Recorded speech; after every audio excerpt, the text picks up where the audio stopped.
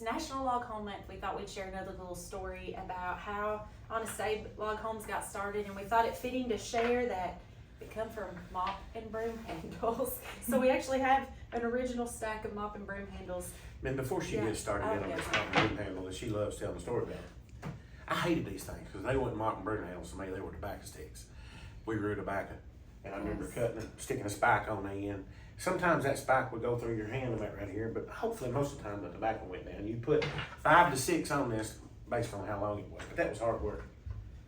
I like the mop handles better. And do you remember when Doug, he had tobacco and people would work in our basement stripping the tobacco?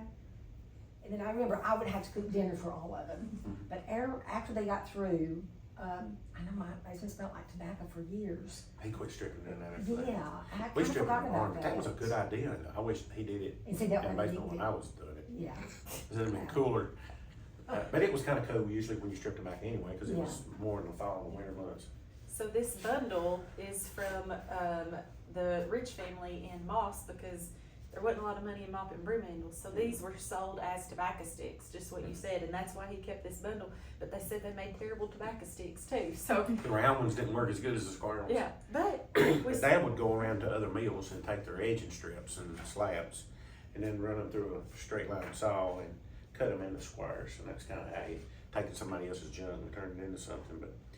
But the whole tobacco thing and all that, he'd do a lot of different things so he could keep his people busy 365 days a year. It was always important to him that he would help people get 40 hours a week, 52 weeks out of the year. Yeah, and that's important to us now, is to give supply jobs for everybody.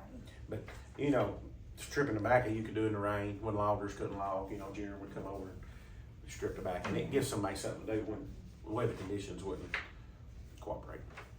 We just thought that'd be cool to share.